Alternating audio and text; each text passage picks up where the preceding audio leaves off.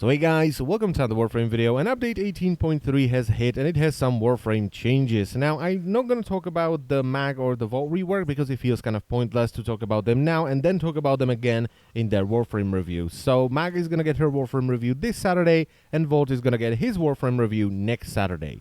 So what are the other Warframe changes? Well, first up we have Mesa, where her personal Peacemaker weapon will now scale with secondary weapon mods, and to accommodate, of course, for the increase in power, Peacemaker's base stats have been reduced, which sounds really good. Now, honestly, I haven't done any testing with Mesa before the change, so I cannot tell you how this compares to the way it originally was, unfortunately. And on top of that, Shooting Gallery will now grant Mesa a permanent buff, but her allies will still have it rotate like it used to be. And moving on to Mirage, so change number 1, Sleight of Hand, which is a completely useless ability, had the damage and the detonation range of all booby-trapped objects increased, which did basically nothing, because it still relies on enemy AI to trigger the detonation, which is something they really don't like doing. And change number 2 has to do with Prism, so enemies that are not in line of sight of the disco ball when you detonate it will not be blinded. And if you're really angry that they've changed it and you did not see this change coming, how? Why? What are you doing? It was an ability that essentially prevented enemies from spawning on certain tile sets by locking them in the spawn rooms. It was utterly broken. Now, if you watched any of my streams, you know how much I hated the way people cheesed missions with Mirage and Prism. And I told people that if they come in and they start cheesing the mission with Mirage, I'm not gonna invite them anymore. Because you're not playing the game, it's just 4 dudes, one of them is running a macro, and everyone is AFK just watching Game of Thrones. Just play the stupid game. What's the point of running a mission and then not playing it? Come on now. I'm probably gonna get a lot of shit for this, but this is a very good change. And moving on to Valkyr, which had her Hysteria tweaked a little bit. So the longer you stay in Hysteria now, the more energy it's gonna drain and the less effective the damage mitigation is gonna be. So you have to be really careful when exiting Hysteria so you don't take a truck ton of damage. And you know, I run a Warcry build for Valkyr, which has sort of a mediocre duration and efficiency, and I haven't noticed a damn thing. It feels exactly the same, so I don't know what people are angry about here.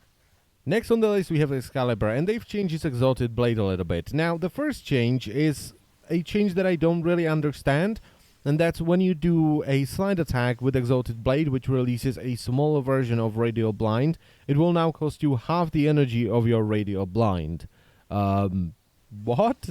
Why is that a thing? I just do not understand. Is that something that people were actually doing? Because when I'm running Exalted Blade, I don't use the slide attack because I have an Exalted Blade. The enemies are dead. Why would I have to blind them?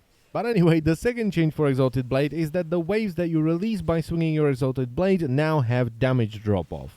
And while yes, this is just a straight up nerf because the damage at long ranges is pretty piss poor, is this a big deal? Just run up to them, hit them in the face. Excalibur is tanky enough to do that. Just run up to them. Treat it like a shotgun. You do know that if you actually run up to the enemy and hit them with the blade rather than the waves, it's going to count towards the combo counter and it's going to increase the damage of Exalted Blade. And more to the point, this only really affects the largest rooms in Warframe. In most of the tile sets, the damage drop-off is negligible. So once again, in my opinion, not a big deal. And moving on to the final change, which is Trinity's Blessing. And I don't really agree with this one. Not because it got nerfed, because it needed a nerf, because it was too damn powerful, but because of the way it works now. It's very unintuitive. I mean, you only have an indicator of how many people are in the range of Blessing. You have no idea who is in the range of Blessing. So just say someone needs a heal. You look it up, you're like, okay, this dude needs a heal, and I have 2 people in the range for my Blessing. Is the dude that needs healing in the range of my Blessing or not? I don't know. So that kind of sucks, and I think they need to work on that. Now, even though I am okay with most of these changes, I am still of the opinion that if they change a Warframe or they rework it, they should refund all the Forma people have put on it. And why is that? Well, because people may have already invested Forma into these Warframes to make a build that at some point was really good, and now they have to reformat it away. That's a ridiculous amount of Forma. And I think they should refund it, but I don't think they're gonna do that, unfortunately. Now, they've also added passives to Warframes that did not have passives before, but once again, I will cover these in their respective Warframe reviews. So that's it for the video. So once again, I'm not too bothered by the changes, with the exception of the Trinity one, because it just doesn't feel very good to use Blessing right now. So I thank you very much for watching as always, and I will see you next time. Bye bye.